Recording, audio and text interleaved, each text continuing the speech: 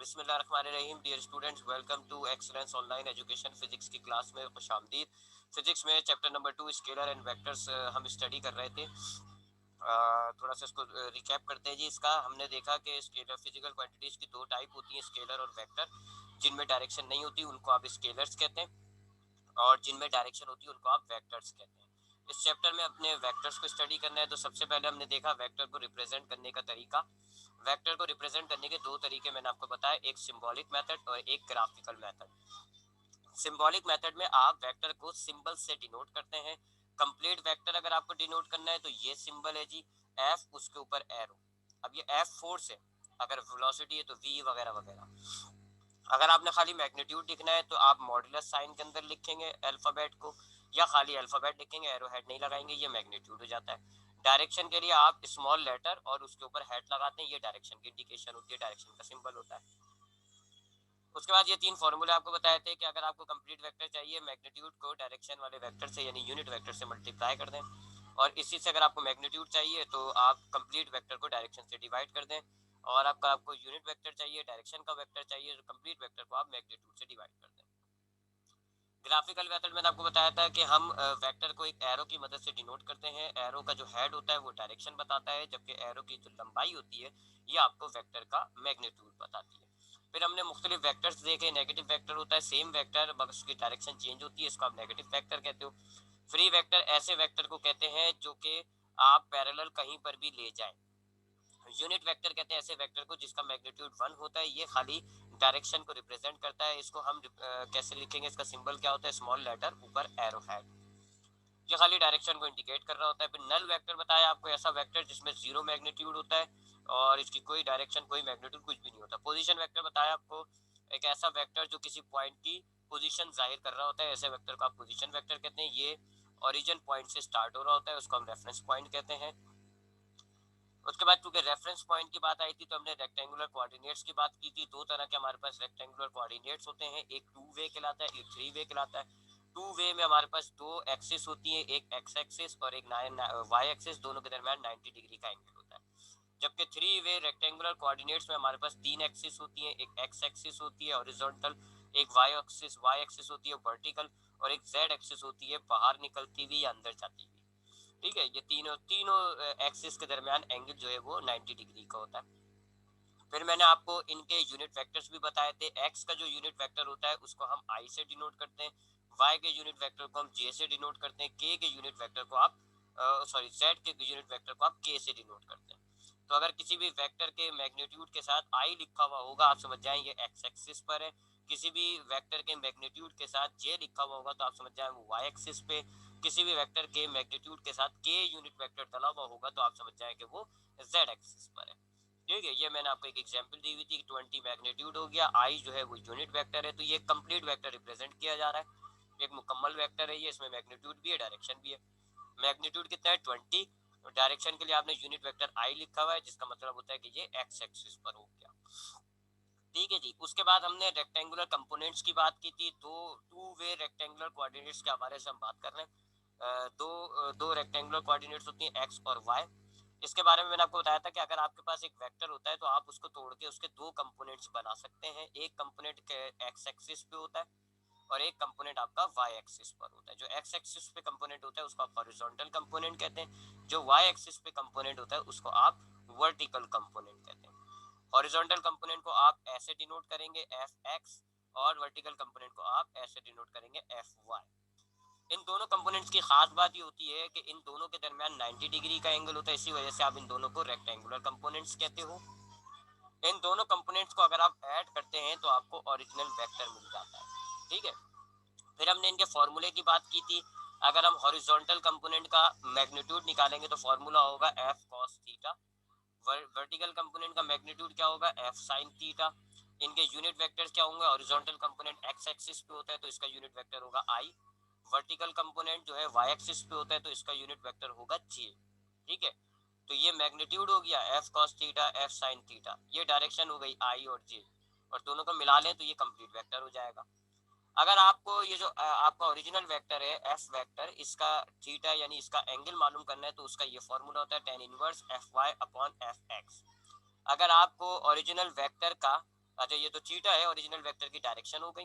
और अगर आपको ओरिजिनल वेक्टर का मैग्नीट्यूड चाहिए तो ये फॉर्मूला है F X square plus F Y square under root. ठीक है, तो अब हम फॉर्मूले जरा ड्राइव करते हैं कि ये फॉर्मूले, जो इतने सारे फॉर्मूले मैंने आपके सामने बताए हैं, ये फॉर्मूले हमने हासिल कैसे किए। ठीक है, ये सब वही बातें आपको रिवाइज करा रहा था। ठीक है, अब हम जरा इन फॉर्मूलों को ड्राइव करते हैं। ठीक है जी, अब हम इनके फॉर्मूलों को बनाएंगे। तो रेक्टेंगुलर कंपोनेंट्स की बात हो रही है जी, रेक्टेंगुलर कंपोनेंट्स। मैंने आपको बताया कि रेक्टेंगुलर कंपोनेंट्स क्या होते हैं कि अगर आपके पास एक ओरिजिनल वेक्टर है जी, ये ओरिजिनल वेक्टर है, इसका नाम है एफ, और इसकी जो एंगल है वो है थीटा। थीटा इसका डायरेक्शन हो गया, और एफ जो है इसका मैग्नीट्यूड हो गया। इसलिए मैंने खाली एफ लिखा हुआ है, एफ के ऊपर मैं एरो नहीं डाल रहा। अगर मैं एरो डाल दूंगा तो ये कंप्लीट हो जाता है। चलो मैं डाल देता हूँ, चलो कोई बात नहीं। अच्छा, अब रेक्टेंगुलर कंपोनेंट्स क्या होता है कि अगर आप एक वेक्टर को तोड़ के उसके दो कंपोनेंट्स बना लें, उसको आप रेक्टेंगुलर कंपोनेंट्स कहते हो। दोनों कंपोनेंट्स रेक्टेंगुलर क्यों कह रहे हैं हम? क्योंकि दोनों कंपोनेंट्स के दरमियान 90 डिग्री का एंगल होता है। तो पहला कंपोनेंट जो होगा इसका वो ये बन गया जी, देखें एक्स एक्सिस पर है, इसको हम कहते हैं एफ एक्स। और दूसरा कंपोनेंट जो है वो मैं रेड से ड्रॉ कर देता हूँ, वो ये हो गया जी इसका, ये कहलाता है एफ वाई। ठीक है, अगर आप अब इन दोनों के दरमियान जो एंगल है वो 90 डिग्री का है, क्योंकि इन दोनों को आप रेक्टेंगुलर कंपोनेंट्स कहते हो। एफ एक्स और एफ वाई को अगर आप ऐड कर रहे हैं तो देखें ये आपको ओरिजिनल वेक्टर मिल रहा है। ठीक है, तो ये रेक्टेंगुलर कंपोनेंट्स होता है कि आपके पास एक ओरिजिनल वेक्टर है, आप उसको तोड़ के उसके दो कंपोनेंट्स बना लेंगे। दोनों कंपोनेंट्स के दरमियान 90 डिग्री का एंगल होता है, और इन दोनों कंपोनेंट्स को मिलाकर हम कहते हैं रेक्टेंगुलर कंपोनेंट्स। इनमें से एक कंपोनेंट एक्स एक्सिस पर होता है, उसको आप कहते हो हॉरिजॉन्टल कंपोनेंट, और एक कंपोनेंट वाई एक्सिस पे होता है, उसको आप कहते हो वर्टिकल कंपोनेंट। अब अगर आप देख रहे हो डायग्राम को गौर देखें तो ये एक ट्रायंगल बन गया जी, जिसमें एक 90 डिग्री का एंगल है। यानी कि अब हम नाम दे देते हैं जी, ए बी, पॉइंट्स को हमने नाम दे दिए ए बी सी। तो ये जो ए बी सी आपके पास फिगर बन रही है, ये एक ट्रायंगल है। कौन सा? Right angle. Right angle triangle, ऐसे ट्रायंगल को कहते हैं right angle triangle. Right angle triangle एक ऐसे ट्रायंगल को कहते हैं जिसमें 90 डिग्री का एंगल आ रहा होता है। और यहाँ देख लें जी, ये रहा 90 डिग्री का एंगल, तो ये एक राइट एंगल ट्रायंगल बन रहा है जी, ए बी सी। ठीक है, अब ये एक राइट एंगल ट्रायंगल बन रहा है, तो हमें पता है, आपने पिछले यानी कि मैथमेटिक्स पढ़ी हुई है जी, मैट्रिक क्लास में। आपने वहाँ चैप्टर 15 में देखा होगा कि जब आपके पास एक राइट एंगल ट्रायंगल होता है तो इन साइडों की आपने नाम रखे हुए होते हैं। जो 90 डिग्री के सामने वाली साइड होती है, यानी इस ट्रायंगल में आपके पास ये जो एफ वाली साइड है, इसको आप कहते हो हाइपोटेन्यूज। ठीक है, फिर ये जो थीटा एंगल होता है, इसके सामने वाली साइड जो होती है, इसको आप कहते हो परपेंडिकुलर। और थीटा से जो जुड़ी हुई नीचे की साइड होती है, इसको आप कहते हो बेस। ठीक है, ये ट्रिग्नोमेट्री है। तो आपके पास ये ट्रायंगल बन गया था ए बी सी। अब इस ट्रायंगल में ये 90 डिग्री का एंगल है।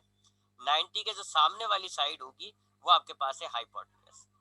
थीटा जो एंगल है उसके सामने वाली जो साइड होती है उसको आप कहते हो परपेंडिकुलर, और थीटा एंगल से जो जुड़ी हुई साइड होती है, जमीन वाली साइड होती है, उसको आप कहते हो बेस।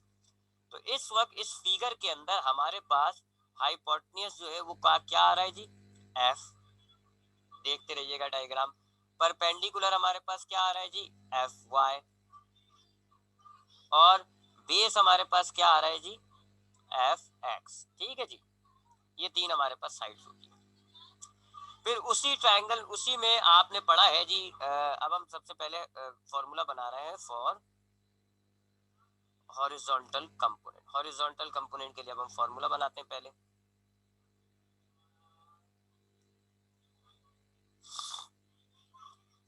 हॉरिजॉन्टल कंपोनेंट, ठीक है जी, पहले हम हॉरिजॉन्टल कंपोनेंट का फॉर्मूला बनाते हैं। अच्छा, ट्रिग्नोमेट्री में आपने रेशियोज पढ़े होंगे, वही मैट्रिक क्लास के अंदर रेशियोज पढ़े होंगे आपने। तीन चार रेशियोज, बहुत सारे रेशियोज होते हैं, साइन, कॉस, टेन, कॉट, सेक, कोसेक। हम यहाँ पर ले रहे हैं कॉस, कॉस थीटा। और कॉस थीटा बराबर होता है बेस डिवाइडेड बाय हाइपोटेन्यूज के। ये रेशियो होता है जी कॉस का। ये याद करना होगा आपको, अगर आपने मैट्रिक मैथ में अगर आपको याद हो तो ये तो वहीं पर आएगा था। कॉस थीटा होता है जी बेस डिवाइडेड बाय हाइपोटेन्यूज। अब हम वैल्यूज डालते हैं। आपके पास इस ट्रायंगल में बेस क्या है जी, देख लें एफ एक्स, और हाइपोटेन्यूज क्या है आपके पास एफ। तो आपने बेस की जगह डाल दिया F x divided by hypotenuse की जगह डाल दिया आपने एफ। अब आपको हॉरिजॉन्टल कंपोनेंट चाहिए तो एफ डिवाइड हो रहा है, कॉस थीटा के पास जाएगा तो मल्टीप्लाई हो जाएगा, और आपके पास एफ एक्स का फॉर्मूला क्या आएगा, F X is equal to F cos theta. ये आपके पास हॉरिजॉन्टल कंपोनेंट का मैग्नीट्यूड का फॉर्मूला आ गया। ये किसका है, फॉर मैग्नीट्यूड, खाली मैग्नीट्यूड की, अभी आपने डायरेक्शन की बात नहीं की, मैग्नीट्यूड। अगर आप डायरेक्शन समेत निकालना चाहेंगे तो सीधा सा फॉर्मूला है एफ एक्स, ये आपने एरो लगा दी, एरो का मतलब हो गया अब ये कंप्लीट वेक्टर बना रहा हूं मैं, तो ये इसका मैग्नीट्यूड हो गया एफ कॉस थीटा, और इसका डायरेक्शन क्या होगा, चूंकि ये हॉरिजॉन्टल होता है एक्स एक्सिस पे होता है तो एक्स एक्सिस का यूनिट वेक्टर लगा दिया हमने आई। तो ये आपके पास मुकम्मल हॉरिजॉन्टल कंपोनेंट का फॉर्मूला हो गया, ये कंप्लीट फॉर्मूला हो गया इसका। ठीक है, अब हम आते हैं वर्टिकल कंपोनेंट की तरफ। वर्टिकल कंपोनेंट का फॉर्मूला बनाते हैं। वर्टिकल कंपोनेंट, अच्छा जी, वर्टिकल कंपोनेंट का फॉर्मूला बनाने के लिए आप जो है अब दूसरा रेशियो ले लेते हैं जी। आपने कॉस तो ले लिया और कॉस से आपने हॉरिजॉन्टल कंपोनेंट फॉर्मूला बनाया। अब आप वर्टिकल कंपोनेंट के लिए जो रेशियो लेंगे वो है जी sine theta, and it is equal to perpendicular divided by hypotenuse. Diagram में अगर आपको याद हो तो परपेंडिकुलर आपके पास है F Y divided by hypotenuse आपके पास है एफ साइन थीटा। एफ डिवाइड हो रहा है, इधर जाएगा मल्टीप्लाई हो जाएगा साइन थीटा से, और एफ वाई का फॉर्मूला आपके पास बन गया एफ साइन थीटा। ये हो गया आपके पास फॉर्मूला हॉरिजॉन्टल कंपोनेंट का मैग्नीट्यूड के लिए, फॉर मैग्नीट्यूड। ये खाली मैग्नीट्यूड की बात हुई है। अगर आप डायरेक्शन भी इंक्लूड करना चाहेंगे तो ये फिर कंप्लीट वेक्टर हो जाएगा, एरो लगा दिया। और ये डायरेक्शन कैसे लगाएंगे, पहले ये मैग्नीट्यूड आ गया एफ साइन थीटा, और चूंकि ये वर्टिकल होता है वाई एक्सिस पे होता है तो वाई एक्सिस का यूनिट वेक्टर डाल दें जी जे। जे आपने यूनिट वेक्टर डाल दिया, अब ये आपका कंप्लीट फॉर्मूला हो गया एफ वाई हॉरिजॉन्टल कंपोनेंट का। तो ये आपने हॉरिजॉन्टल और वर्टिकल कंपोनेंट दोनों के फॉर्मूले बना दिए। पहला वाला फॉर्मूला जो है ये खाली मैग्नीट्यूड है, और ये जो है कंप्लीट वेक्टर हो गया, मैग्नीट्यूड प्लस डायरेक्शन। इसी तरह ये वर्टिकल कंपोनेंट का मैग्नीट्यूड हो गया, और ये जो है वर्टिकल कंपोनेंट मुकम्मल हो गया मैग्नीट्यूड प्लस डायरेक्शन। अब आप ओरिजिनल वेक्टर का फॉर्मूला निकालते हैं। उस ओरिजिनल वेक्टर को आप रिजल्टेंट वेक्टर भी कहेंगे, उसको आप रिजल्टेंट वेक्टर भी कहते हैं। रिजल्टेंट वेक्टर कहते हैं अगर आप दो रिजल्टेंट वेक्टर, या ऐसे कर लें इसको ब्रैकेट में ओरिजिनल वेक्टर। रिजल्टेंट वेक्टर कहते हैं अगर आप दो या दो से ज्यादा वेक्टर को ऐड करके जो आंसर हासिल कर रहे होते हैं उसको। ठीक है, अगर आप दो वेक्टर्स को ऐड करें तो जो वेक्टर मिलेगा उसको आप कहते हो रिजल्टेंट वेक्टर। यहाँ पर हम हॉरिजॉन्टल और वर्टिकल कंपोनेंट को ऐड कर रहे हैं। देखें मैंने आपको बताया हॉरिजॉन्टल और वर्टिकल कंपोनेंट को ऐड कर दोगे तो आपको ये ओरिजिनल वेक्टर मिलता है। तो चूंकि ये दो वेक्टर को ऐड करके मिल रहा है इसलिए आप इस ओरिजिनल वेक्टर को रिजल्टेंट वेक्टर भी कहते हैं। तब हम इसका फॉर्मूला निकालेंगे, इसका फॉर्मूला हम निकालेंगे बाय पैथागोरस थ्योरम। ये भी ट्रिग्नोमेट्री का एक थ्योरम है, आपने छोटी क्लासेस समेत मैट्रिक में भी पढ़ा हुआ होता है। पैथागोरस थ्योरम क्या होता है, square of hypotenuse is equal to square of base plus square of perpendicular. ये है जी Pythagoras theorem. H square is equal to B square plus P square. Value डालते हैं, एच हमारे पास है एफ स्क्वायर हो गया, बेस हमारे पास है एफ एक्स स्क्वायर हो गया, परपेंडिकुलर हमारे पास है एफ वाई स्क्वायर हो गया। दोनों साइड पे आप स्क्वायर रूट ले लें जी, दोनों साइड पे आपने स्क्वायर रूट ले लिया, यहाँ पर स्क्वायर कट जाएगा, खाली एफ बच गया। और यहाँ पर स्क्वायर रूट नहीं काट सकते आप, क्योंकि जब दो नंबर ऐड या सब्ट्रैक्ट हो रहे होते हैं फिर हम स्क्वायर रूट के पावर नहीं काट सकते। ठीक है, तो हम इसको एज इट इज लिख देंगे, F X square plus F Y square. ये आ गया आपके पास मैग्नीट्यूड रिजल्टेंट या ओरिजिनल वेक्टर का, फॉर मैग्नीट्यूड। ये आपने खाली मैग्नीट्यूड का फॉर्मूला बनाया है, अभी डायरेक्शन रहती है। सिर्फ ये आपने मैग्नीट्यूड की बात की है, क्योंकि आपने देखे एफ एक्स और एफ वाई ये खाली मैग्नीट्यूड है, हम एरो नहीं लगा रहे। उसूलन आप एरो नहीं लगाए, ठीक है, ये जो आपने एरो लगाएंगे ना ये एरो नहीं लगाए करें, मैं मिटा देता हूँ चलो, क्योंकि हम ये मैग्नीट्यूड है, खाली खाली मैग्नीट्यूड की बात हो रही है, यहाँ पर भी ये मैग्नीट्यूड ले रहे हैं हम, इसलिए हमने एरो हटा दी। ठीक है, यहाँ से भी हटा देते हैं, यहाँ से भी हटा देते हैं। तो ये हमने खाली ओरिजिनल वेक्टर का जो मैग्नीट्यूड है उसकी बात करी है, और ओरिजिनल वेक्टर की डायरेक्शन जो है वो आपको इस थीटा से पता चलती है। ये तो कोई एक्स और वाई पे नहीं है, ये एक्स और वाई दोनों पे मौजूद है, क्योंकि ये ऑब्लिक है, आड़ा है। तो इसकी जो डायरेक्शन है वो आप थीटा से निकालेंगे, तो अब हम डायरेक्शन के लिए थीटा मालूम करेंगे। यहाँ लिखते हैं जी फॉर डायरेक्शन ऑफ ओरिजिनल या रिजल्टेंट वेक्टर।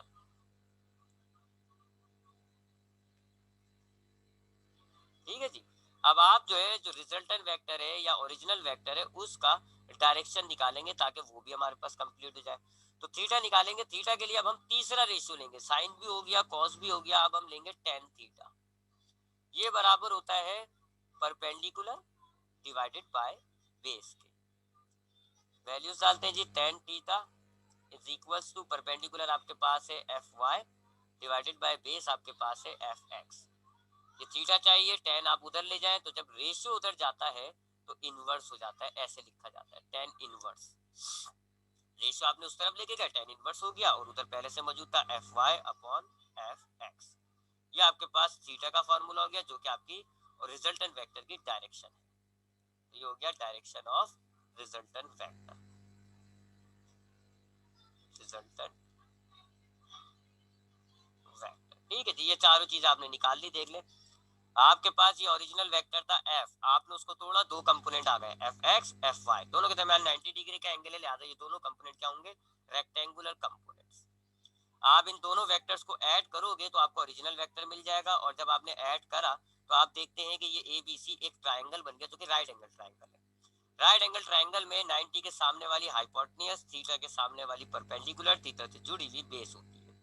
तो हमने देखा हाइपोटेन्यूज इस ट्राइंगल में एफ है, परपेंडिकुलर एफ वाई है, बेस आपके पास एफ एक्स है। अब आप सबसे पहले हॉरिजॉन्टल कंपोनेंट का मैग्नीट्यूड निकालते हो, कैसे, कॉस थीटा वाला रेशियो ले, वैल्यूज डाले, ये आपके पास उसका मैग्नीट्यूड आ गया, F X is equal to F cos theta. अगर आपने इसमें डायरेक्शन, चूंकि ये हॉरिजॉन्टल कंपोनेंट है, सबको पता है इसकी डायरेक्शन क्या होती है, एक्स एक्सिस पे, तो आपने आई वेक्टर लगा दिया, आई यूनिट वेक्टर, क्योंकि आई जो है वो एक्स एक्सिस का यूनिट वेक्टर होता है। तो ये कंप्लीट वेक्टर हो गया आपके पास। इसी तरह वर्टिकल कंपोनेंट का आपने मैग्नीट्यूड कैसे निकाला, साइन थीटा से, साइन थीटा का रेशियो लिया, वैल्यूज डाली, ये आपके पास मैग्नीट्यूड आ गया, F Y is equal to F sine theta. ये वर्टिकल होता है, वाई एक्सिस पे होता है, तो लिहाजा इसका डायरेक्शन आप जे से डिनोट करोगे, क्योंकि ये जे जो है वो वाई एक्सिस का यूनिट वेक्टर होता है। तो ये अब आपके पास वर्टिकल कंपोनेंट जो है वेक्टर का मुकम्मल हो गया, डायरेक्शन मैग्नीट्यूड दोनों आ गए। ये दोनों आपके हॉरिजॉन्टल वर्टिकल कंपोनेंट हो गए। अब आप ओरिजिनल वेक्टर की तरफ आते हैं। ओरिजिनल वेक्टर को आप रिजल्टेंट वेक्टर भी कहते हो, क्योंकि दो वेक्टर्स को ऐड करके जो हासिल होता है उसको आप रिजल्टेंट कहते हैं। यहाँ पर अगर आप एक्स और वाई ऐड कर दें तो आपके पास ओरिजिनल आ जाता है। इसको आप निकालते हो पाइथागोरस थ्योरम से, पाइथागोरस थ्योरम लिया, वैल्यूज डाली, ये आपके पास ओरिजिनल वेक्टर का मैग्नीट्यूड का फॉर्मूला आ गया, F X square plus F Y square under root. और अगर आपको इसकी डायरेक्शन चाहिए, जिसको हम थीटा से रिप्रेजेंट कर रहे हैं, तो आप ये वाला रेशियो लेंगे, tan थीटा, वैल्यूज डालेंगे, ये आपके पास डायरेक्शन आ गई, चारों चीजें आ गई। ठीक है जी। तो अगर हम अब समराइज करें इन सारे मामलात को, तो हमारे पास ओरिजिनल वेक्टर, ओरिजिनल वेक्टर अब समराइज कर रहा हूं मैं यहाँ पर, इसको समरी लिख देते हैं इसको, क्योंकि फिर हम अब आगे बढ़ेंगे, एडिशन की तरफ जाएंगे। समराइज करते हैं तो हमारे पास एक वेक्टर है एफ, एक वेक्टर है एफ, ये मुकम्मल वेक्टर है, कैन बी रिजॉल्व, इसको आप तोड़ सकते हो, can be resolve into two components. कौन कौन से दो कंपोनेंट्स होंगे, F X and F Y, एक हॉरिजॉन्टल एक वर्टिकल। दोनों को आप रेक्टेंगुलर कंपोनेंट्स कहते हो, क्योंकि दोनों के दरमियान 90 डिग्री का एंगल है। कंप्लीट आपके पास एफ कंप्लीट चाहिए, आप कैसे निकालोगे, ये आपके पास एफ एक्स कंप्लीट आ गया जी, एफ एक्स आई कर लेंगे, ठीक है, आई फॉर एक्स एक्सिस पर है, और ये आपके पास हो गया एफ वाई जे। ठीक है जी, ये एरो मिटा देता हूँ।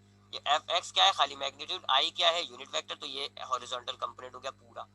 एफ वाई क्या है, वर्टिकल का मैग्नीट्यूड, जे क्या है, वाई एक्सिस का यूनिट वेक्टर, तो ये वाई एक्सिस हो गया।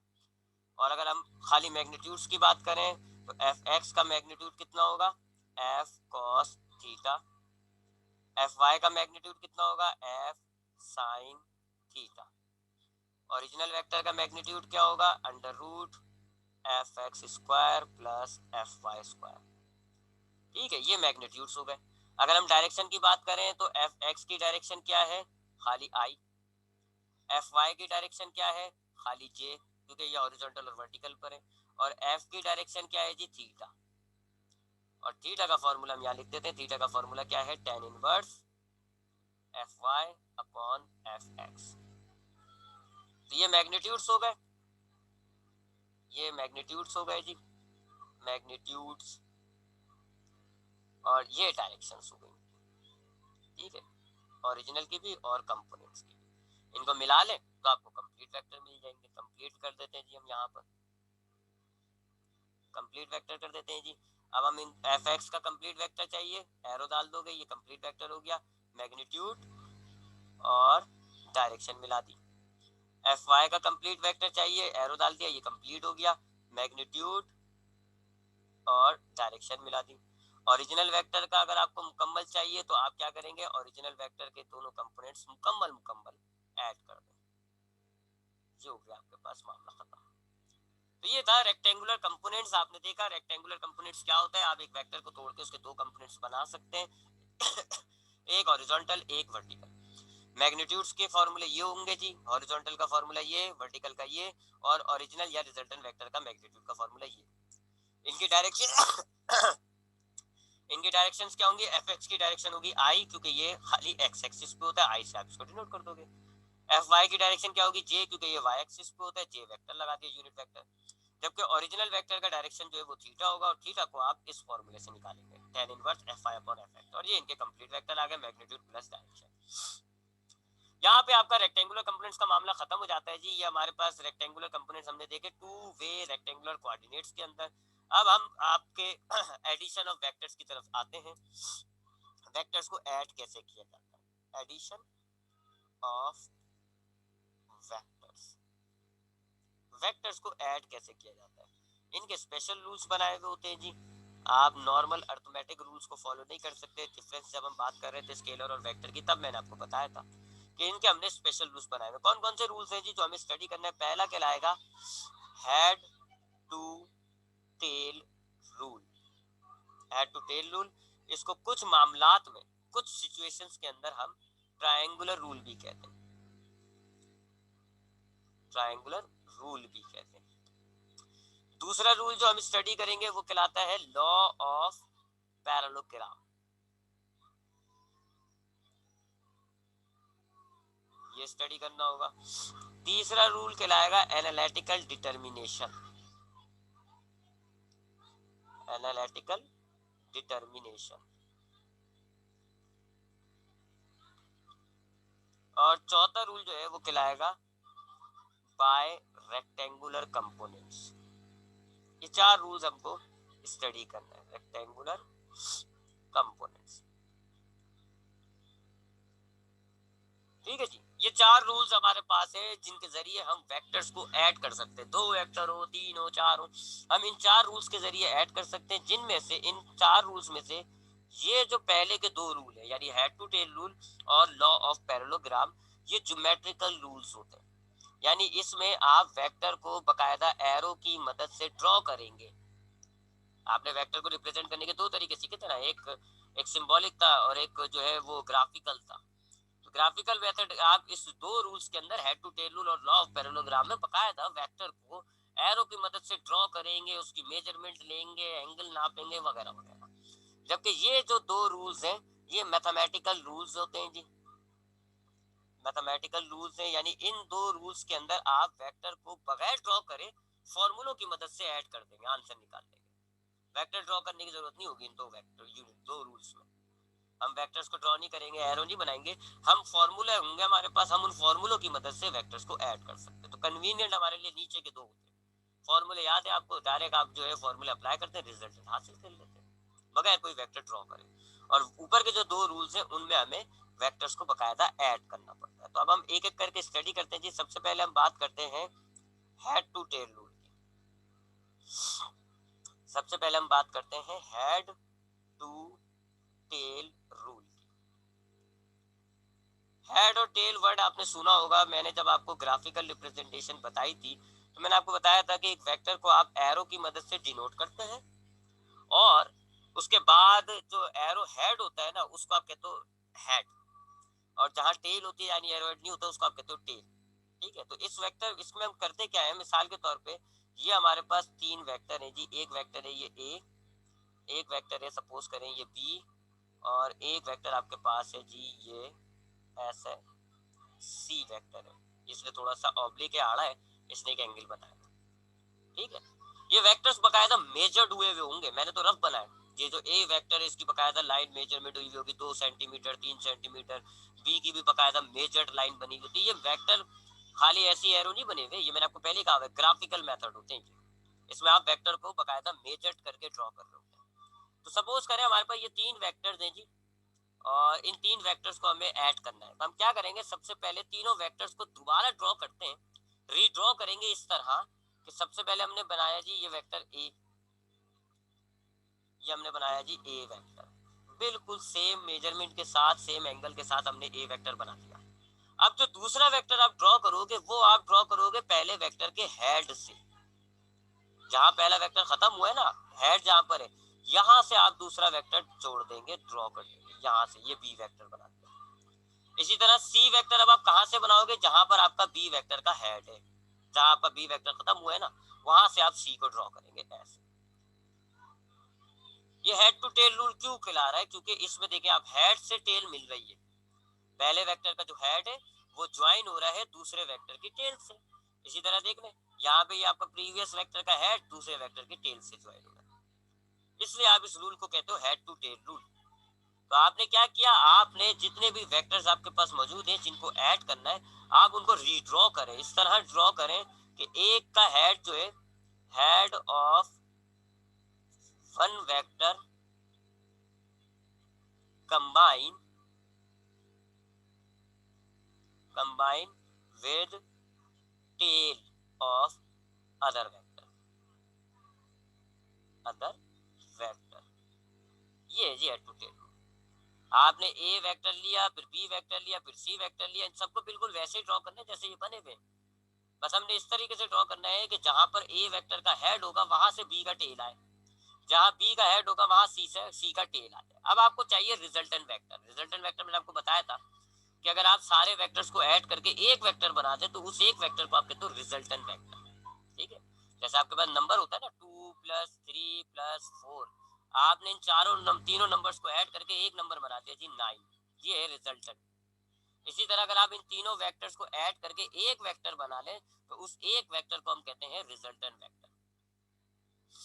Vector obtain by the addition of वो मोर देन वन वेक्टर, 2 3 4 जितने भी एंगल आप वेक्टर्स को मिला दें तो ये रिजल्टेंट वेक्टर होता है। अब रिजल्टेंट वेक्टर आप कैसे ड्रॉ करोगे जी, मैं थोड़ा सा ये बड़ा कर देता हूँ, सी को थोड़ा सा और आड़ा कर देता हूँ। ठीक है जी, ताकि इजीली आपको नजर आ जाए। सी को हमने ऐसे कर लिया, ठीक है, तो यहाँ पर भी हमने सी को थोड़ा सा और आड़ा कर दिया। अब हम रिजल्टेंट वेक्टर कैसे बनाते हैं, अपनी इस डायग्राम को क्लोज कर दो। आप अपनी डायग्राम में जो पहला वेक्टर है उसको आखिरी वेक्टर से ज्वाइन कर दें ऐसे, आप पहले वेक्टर को आप लास्ट वेक्टर से ज्वाइन कर दें और एरो हेड आप लास्ट की तरफ रखिएगा। ये जो वेक्टर आपके पास आया है ये है रिजल्टेंट वेक्टर, जो कि आपके तमाम वेक्टर को ऐड करके आंसर बनता है। ये है रिजल्टेंट वेक्टर, यानी आपके वेक्टर को ऐड कर दिया आपने एबीसी, और जो आंसर है वो क्या है, वो ये रिजल्टेंट वेक्टर है। इसको आप मेजर कर ले, आपको रिजल्टेंट वेक्टर का मैग्नीट्यूड मिल जाएगा। इसकी डायरेक्शन क्या होगी, आखिरी एंगल आखिरी वेक्टर की तरफ। ये कहलाता है हेड टू टेल रूल। तो अगर हम एक एग्जांपल नंबर्स की एग्जांपल लें, अगर हम नंबर्स की एग्जांपल लें तो मिसाल के तौर पे आपके पास ये एक ए वेक्टर है, ए वेक्टर है आपके पास 2 सेंटीमीटर का, और ये आपके पास है जी B vector, let's suppose 3 centimetre का। ठीक है, ये 2 सेंटीमीटर की लाइन है और ये 3 सेंटीमीटर की लाइन है। चलो इसको थोड़ा सा बड़ा कर देते हैं, ये 3 सेंटीमीटर की लाइन है। अब हम इसको हेड टू टेल रूल के जरिए कैसे ऐड करेंगे, सबसे पहले आपने ये ए वेक्टर बनाया जी 2 सेंटीमीटर का, ये एक, ये दो, ये ए वेक्टर आपने बना दिया 2 सेंटीमीटर का। अब बी वेक्टर आप बनाएंगे यहाँ से, जहाँ ए खत्म हुआ है यहाँ से आपने बनाया 1 2 3, ये बी वेक्टर बना दिया आपने। ए वेक्टर आपने बनाया 2 सेंटीमीटर का, बी वेक्टर बनाया आपने 3 सेंटीमीटर का। दोनों वेक्टर आपने रीड्रॉ कर लिए, और कैसे ड्रॉ किए कि एक का जो हेड है दूसरे की टेल से टकरा रहा है।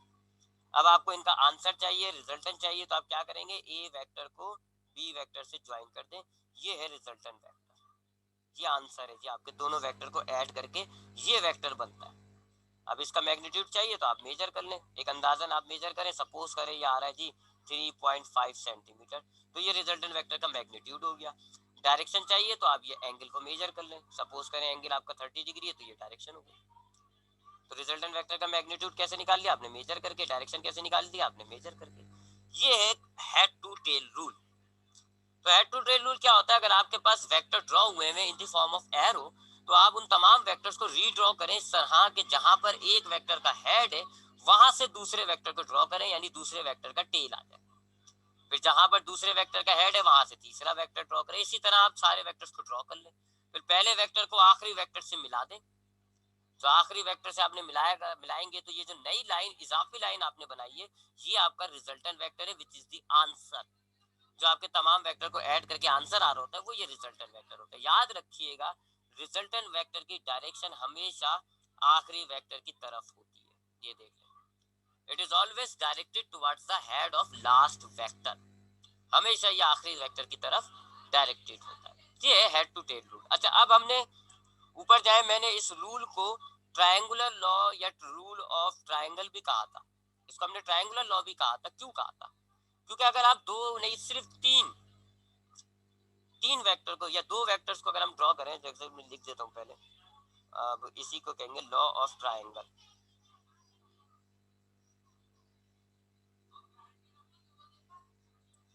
लॉ ऑफ ट्रायंगल दरअसल हेड टू टेल रूल है, लेकिन सिर्फ दो वेक्टर्स आप ऐड करें। तो सपोज करें जी, ये एक ए वेक्टर है आपके पास, एक ये बी वेक्टर है।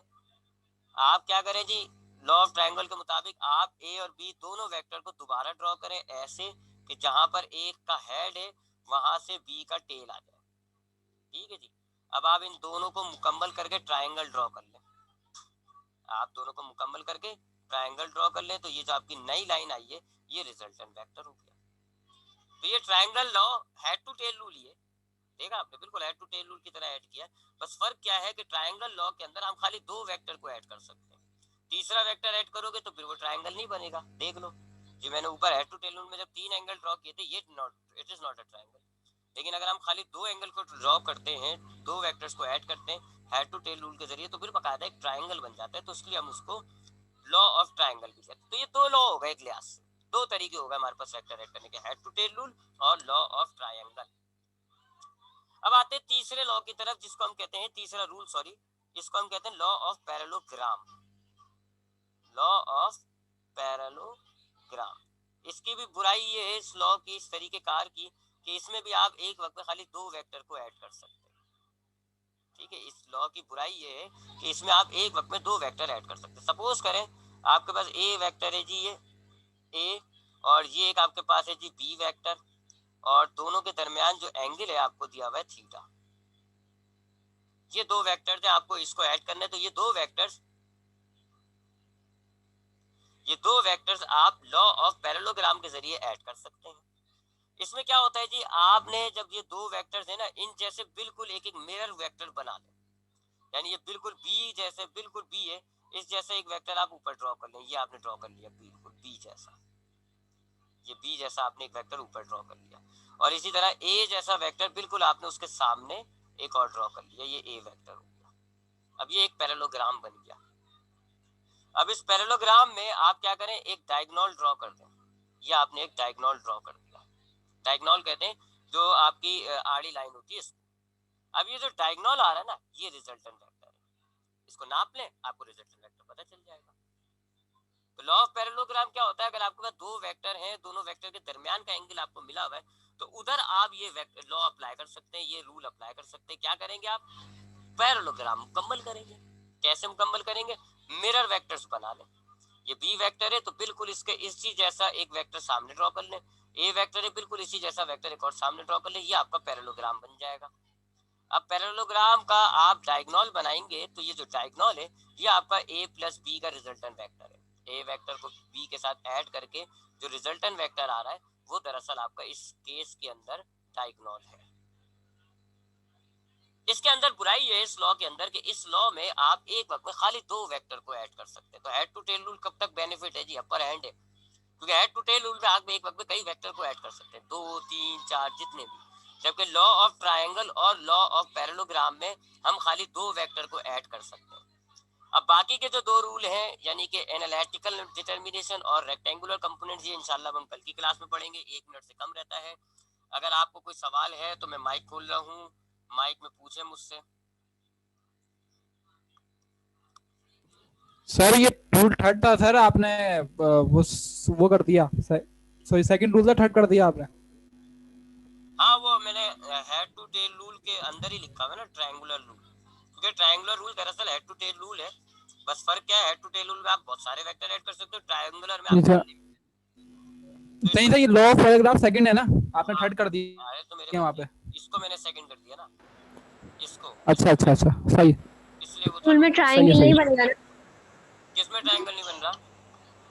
Sir? Head to tail rule में जरूरी नहीं है ना कि ट्रायंगल बने। नहीं नहीं, आप देखें 3 वेक्टर को जब मैंने ड्रॉ किया है तो ये तो 4 साइडों वाली फिगर हो गई, ये ट्रायंगल थोड़ी। हेड टू टेल रूल के अंदर अगर 2 वेक्टर आप ड्रॉ कर रहे हो तो ट्रायंगल बनेगा और फिर वो ट्रायंगुलर लॉ कहलाएगा। और 3 4 या ज्यादा वेक्टर आप ड्रॉ करोगे फिर ट्रायंगल नहीं बनेगा, और फिर उसको हम खाली हेड टू टेल रूल कहेंगे, लॉ ऑफ ट्रायंगल नहीं कहेंगे। ठीक है, सही है। और कोई सवाल? इन दोनों तीनों रूल्स में यानी head to tail rule, law of triangle और लॉ ऑफ पैराग्राफ में हमने देखा ग्राफिकल मेथड है, आपको वेक्टर ड्रॉ करने पड़ेंगे। एनालिटिकल मेथड इंशाल्लाह हम कल की क्लास में पढ़ेंगे। इस वीडियो को देखिएगा, कोई सवाल हो तो मुझसे कल की क्लास में पूछिएगा। क्लास कभी भी ड्रॉप हो जाएगी, रिज्वाइन मत करिएगा। ठीक है, इसको थोड़ा सा हम कल रिवाइज कर लेंगे एक दफा, और उसके बाद फिर हम एनालिटिकल मेथड्स पर आएंगे जिनमें हम फॉर्मूलों की मदद से निकालते हैं। ठीक है जी, चलिए ख्याल रखिएगा अपना, अल्लाह हाफिज। ये सेकंड हो गया सर में, ठीक है, इसलिए थर्ड है। चले जी, अब हम क्लास को वाइंड अप करते हैं, टाइम 1 मिनट से कम रह गया, वैसे क्लास ड्रॉप